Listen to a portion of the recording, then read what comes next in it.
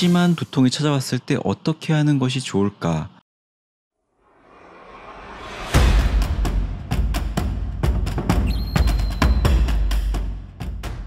두통 진료하는 성형외과 전문의 박주석입니다. 이번 영상에서는 군발 두통의 군발기, 정말 오지 않았으면 하는 군발기에 대해서 말씀드리고자 합니다. 군발 두통의 특징은 평소에는 아주 잘 지내다가 아주 가끔씩 1년에 한 번 아니면 2년에 한 번 이렇게 군발기가 찾아왔을 때 견딜 수 없는 두통이 찾아온다는 아주 특이한 특징을 갖고 있습니다. 사실 이 군발 두통이라는 용어가 익숙하지 않은 분들이 상당히 많습니다. 의료진 분들 중에도 군발 두통이라는 단어를 평생 듣지 않고 지내는 분들도 사실 많죠. 그래서 많은 의사분들이 군발 두통을 잘 이해하지 못합니다.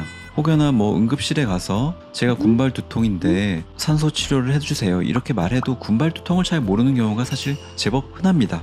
그래서 이번 영상에서는 군발 두통, 군발기, 극심한 두통이 찾아왔을 때 어떻게 하는 것이 좋을까, 여기에 대해서 하나씩 말씀드려보고자 합니다. 군발 두통 환자분들은 사실 바로 군발 두통이라고 진단받기보다는 몇 년 고생을 하다가 결국은 군발 두통이라는 이야기를 듣는 경우가 사실 제법 많습니다. 극심한 통증이 왔다가도 한두 달 정도 있다 보면 통증이 사라지기 때문에 여기에 대한 정확한 진단을 받지 못하고 첫 번째 군발기가 지나가는 경우가 제법 있죠.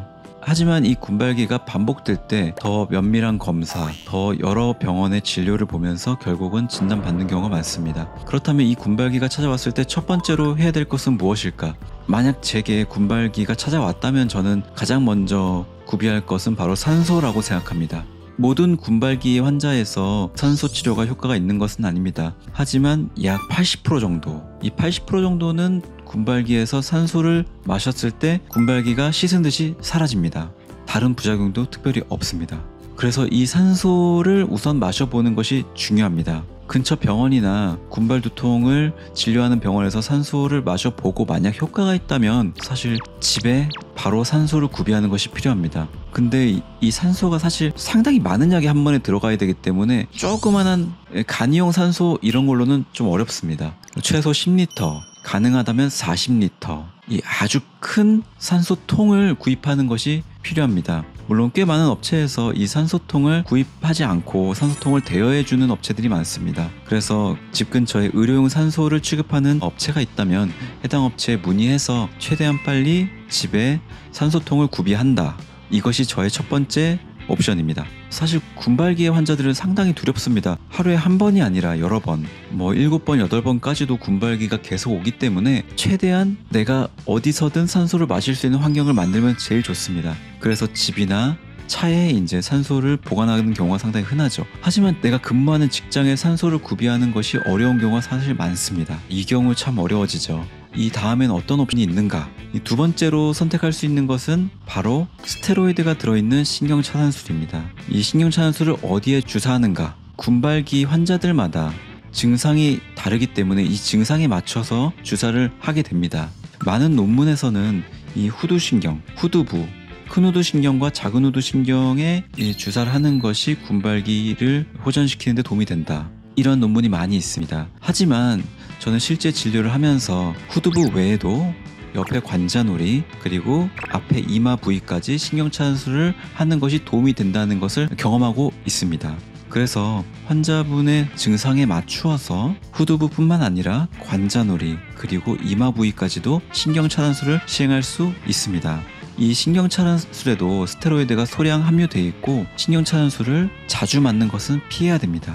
추천드리는 빈도는 2달 이내에 3회 이내 주사하는 것을 추천드립니다. 만약 군발기에서 신경차산술을 2달 동안 6번 이상 맞는 경우에는 쿠싱 증후군, 이 스테로이드의 부작용이 발생하는 경우가 제법 있다는 것이 논문으로 확인되었습니다. 그렇기 때문에 이 신경차산술은 너무 자주 맞는 것을 피해야 됩니다. 하지만 확실한 효과가 있는 경우가 제법 있기 때문에 이 신경차산술도 아주 좋은 선택이 될 수 있습니다. 세 번째로는 보톡스입니다. 사실 군발기에서 보톡스를 주사해주는 병원이 상당히 드뭅니다. 하지만 저는 이제 군발기 환자가 방문했을 때 이 신경차산술과 더불어서 보톡스 주사를 대부분 합니다. 이 보톡스가 가지는 아주 중요한 장점은 스테로이드가 없어서 부작용이 없다는 것입니다. 부작용이 없는 것, 아주 중요한 특징입니다. 그리고 신경차단술보다 더 오랜 동안 효과가 가기 때문에 이 보톡스가 상당히 유효합니다. 보톡스 주사는 1회 주사만으로 2달 이상 효과가 가는 경우가 많기 때문에 보톡스에 크게 효과를 보는 분들은 군발기가 시작될 쯤에 보톡스를 맞아서 그냥 군발기가 사라져버리는 경우가 제법 있습니다. 그래서 제가 군발기 환자에서 이 보톡스를 주사하는 것을 상당히 선호합니다.